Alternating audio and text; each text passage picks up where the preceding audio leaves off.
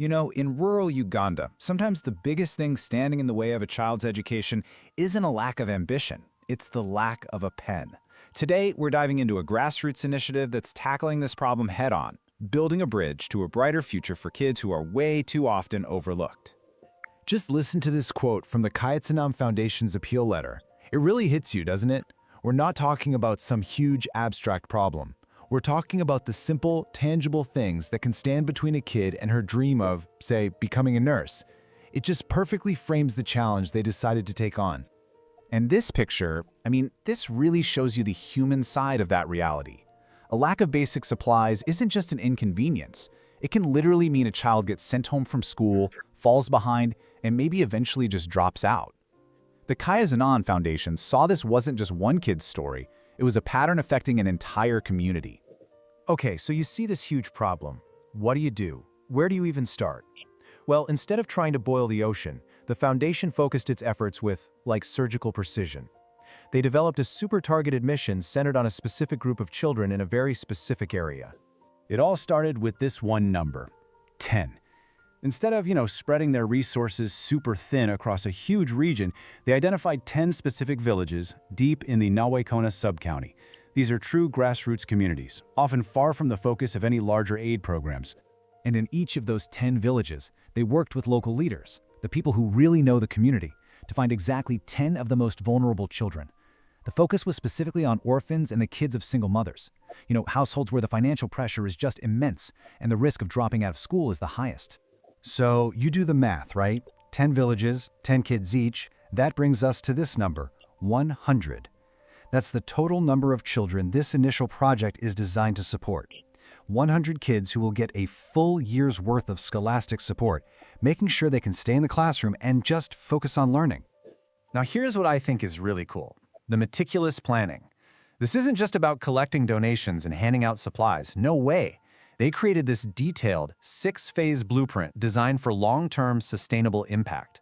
For a small organization, this kind of transparency is absolutely everything. It's how they build trust and prove they're effective.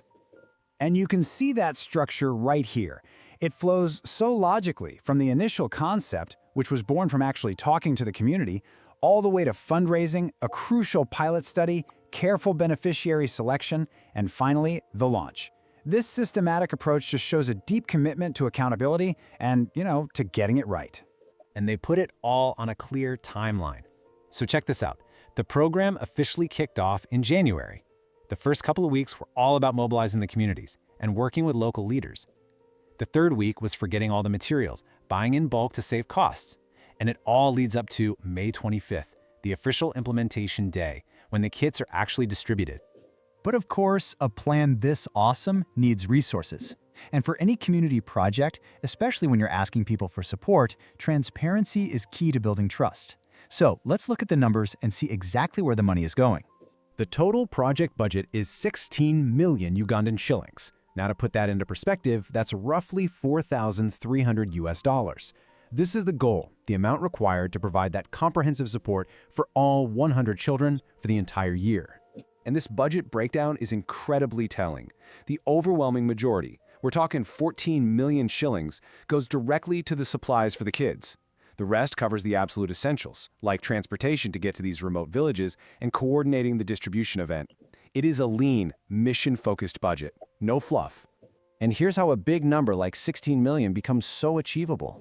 By breaking it down like this, you can see the tangible impact of every single donation. For just 35,000 shillings, about $10, you can provide a child with a full stationery kit. For 140,000 shillings, about $39, you can become a bridge builder, covering a child's complete needs for a whole year. How amazing is that? But this project is about so much more than just pens and uniforms. The real goal is to build a foundation for the future. You see, the real impact isn't measured in the number of items they distribute, but in the lasting change it creates for the children, for their families, and for the entire community. So what does that impact actually look like on the ground? Well, the foundation anticipates more stable school attendance and a huge boost in student confidence. It also reduces that immense financial burden on single mothers, freeing them up to focus on other needs. And crucially, it builds trust within the community and creates a model that can be copied and scaled up. And that's the key, right? This is just the beginning. The foundation views this 100-child pilot as a proof of concept. The long-term vision is to establish this as a recurring annual program and to use this first-year success to build partnerships and expand its reach even further. Which leaves us with this one final thought. What does it really take to build that bridge between a child's potential and their reality? Well, as the Kyazinam Foundation shows us, sometimes it starts with a clear plan, a dedicated community, and something as simple as a pen and a book.